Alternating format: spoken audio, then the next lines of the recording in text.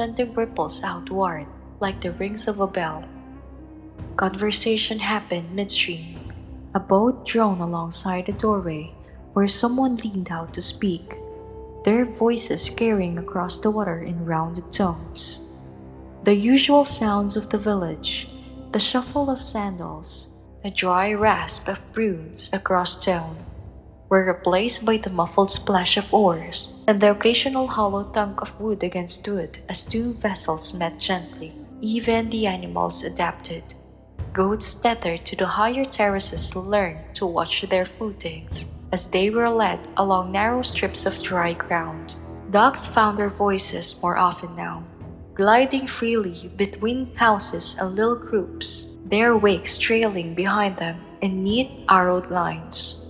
Everywhere you looked, the light moved differently, thrown upward from the water's restless skin, so that the undersides of roofs and overhanging palms danced with shifting, liquid patterns. It was as if the village had been set afloat in a great slow mirror, and every step, every gesture, every sound was reflected back softened, slowed, and made part of the river's rhythm. The days in a flooded village unfolded with a rhythm that was not the same as in the dry months. Yet it did not feel unfamiliar. Life was still made up for the same needs and habits.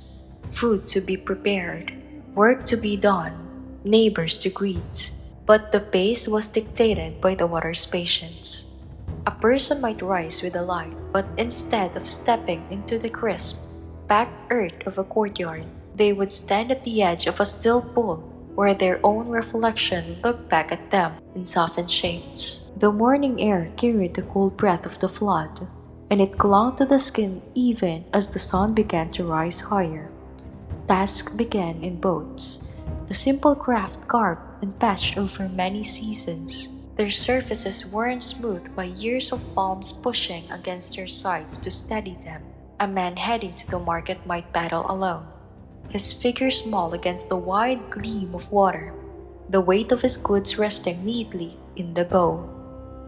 Women would sometimes travel together, each boat holding a basket of herbs, a string of fish, or a jar of milk, calling out greetings as they passed, the words stretching into a quiet morning air and returning as soft echoes. Children, too young to work but old enough to join the current, learned to keep their balances in the unsteady boats, crouching low and gripping the edges, while older hands pushed them gently towards their errands.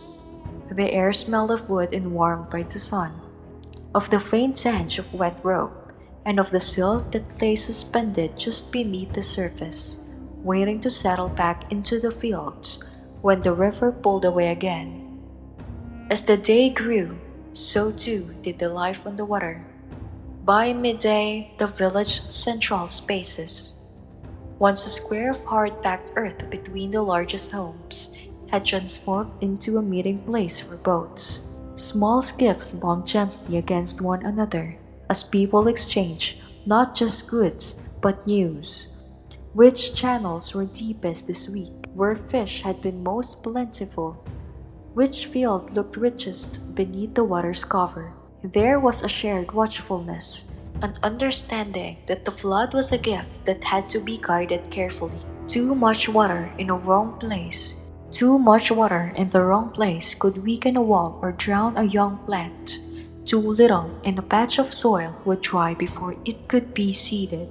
Men with poles worked along the makeshift streets, adjusting reed barriers and packed clay embankments so that the flow was slowed in some places, encouraged in others. This work was done without hurry, but without pause too.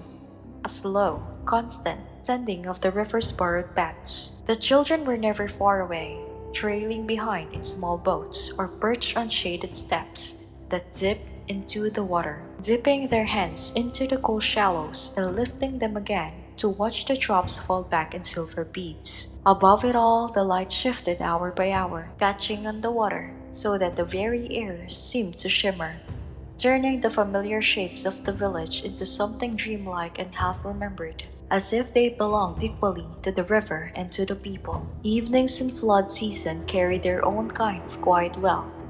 When the day's heat began to soften and the waters cooled under the shadows of the walls, people drifted back to their homes, the paddles dipping slower now, the laughter of children rising clearer in the softened air. Fires were lit on the higher terraces, their lights spilling down over the water so that it seemed the river itself carried small flames in its ripples. Meals were taken outside, the boats moored within easy reach, the night sky opening wide overhead. You could hear the soft lowing of a cattle from the paddocks, the gentle splash of a dog settling in for the night, and far off, the rhythmic slap of someone fishing their journey before the darkness made the water harder to read. The smell of cooking drifted easily now. Fish grilled over embers, bread baking on warm clay, herbs crushed between palms and sprinkled into simmering pots. As darkness deepened, families would sit together, their voices low, the water moving slowly below them, carrying the moon's reflection past their doors. The village, so altered by the flood, felt not overtaken but transformed, not a place submerged, but a place expanded, where land and water wove themselves together into something whole and temporary, to be remembered long after the river drew back into its banks. The flood was never only water. It was a carrier of quiet abundance, bringing with it things the dry season could not give. Gifts gathered from far upstream and delivered slowly, without fanfare, into the waiting hands of the valley. Some of these offerings were seen right away: the fish that swam into shallows, the reeds that grew greener and taller in just a few days. Others were hidden beneath the surface, their value revealed only when the water had lingered long enough to weave its work into the land. The people knew how to read the signs, to bend low over the water and see not just what floated on its skin, but what drifted beneath, suspended in the pale light. The fish came first, slipping into the flooded fields and channels as if they had always belonged there.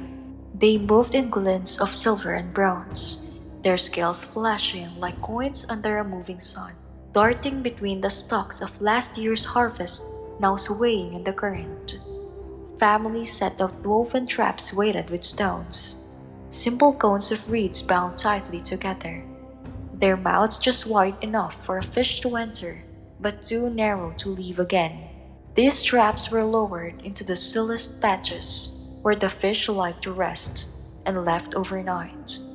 In the mornings, the trap would be lifted, water streaming from their sides in bright threads, each one holding the shimmer and the twitch of the river's gifts. The catch was never taken in greed.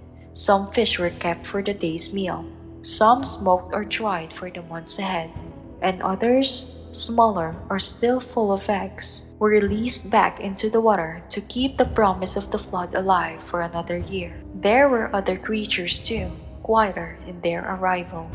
Small snails and shellfish clung to reeds and stones, their shells patterned like a swirl of a potter's hand.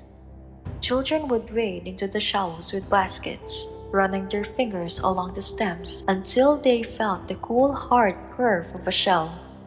They knew how to twist them free without breaking them, dropping them gently into the basket so they would not crack against one another. These finds were carried home in laughter, their soft bodies cooked into stews or dried in the sun for later.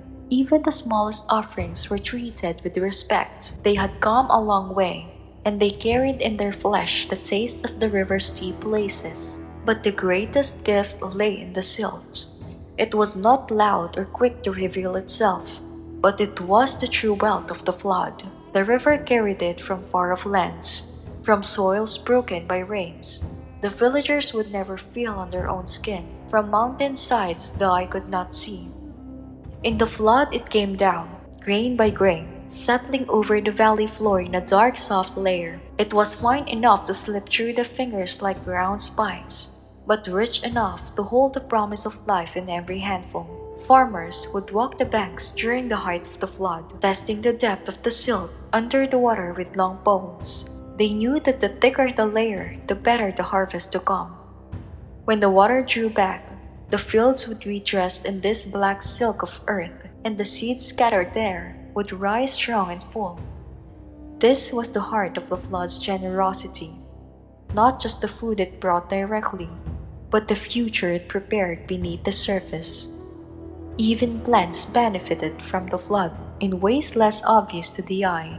Wild herbs that had gone brittle in the dry season returned with sudden vigor, their leaves thick and aromatic, their stems bending easily without breaking.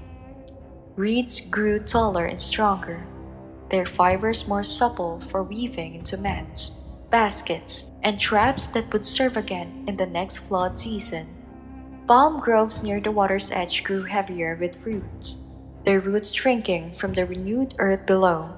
These changes were not measured in days, but in the way the land felt underfoot, in the scent of the air at dawn, in the ease with which the hand could pull a stalk from the ground without tearing its leaves. All these things, the fish, the shellfish, the herbs, the reeds, the silt, arrived without demand for thanks, yet thanks was given. It was in the way people spoke of the river in the evenings, their voices low but warm, as if speaking to a trusted friend. It was in the offerings left at small shrines, a bowl of water poured onto the earth, a handful of grain scattered into the current, a garland of fresh reeds placed at the bank.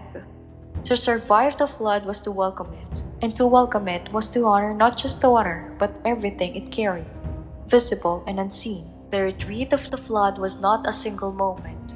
It was a slow conversation between the river and the land, a patient back and forth in which the water yielded an arm here, a curve there, never in a hurry, never all at once. For days, sometimes weeks, you could not tell whether it had receded at all, the edge seeming to hold where it was. Then one morning, you would notice a line of damp earth where yesterday there had been water, or a strip of flattened reeds now dry enough to rattle faintly in the breeze. It was in these small, almost hesitant gestures that the river announced its turning. The people knew better than to rush towards the newly revealed ground. They let it breathe first, let it settle under the sun in the night air, so that the moisture would sink deeper and the surface would hold underfoot.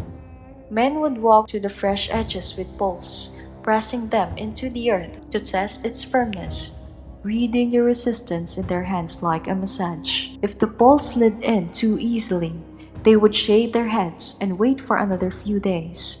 If it met with just enough resistance, they would mark the place with a reed so that the others would know. Here, we can begin soon. In the meantime, children came to explore the shallows, their feet sinking into the cold mud, pulling free with a soft wet sound. Their laughter floated back to the village, joined by the croak of frogs returning to the shrinking pools. When the ground was ready, the work began in the earnest, not in a scramble, but in steady, communal flow. Families moved together into the fields, the seeds carried in baskets slung from shoulders or balanced carefully on heads. The silt underfoot was cool and pliant, giving slightly with each step, releasing a scent that was both fresh and deep, as if it held the memory of distant rains and far-off mountains.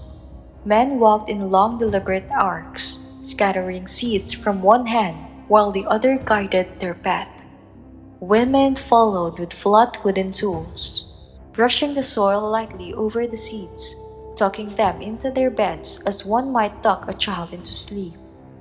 Children came after, not to work so much as to learn, to watch the way the hand must move just so, to hear the quiet remarks exchanged between the elders about which plots would ripen earliest, which might need more water carried to them in the dry weeks ahead.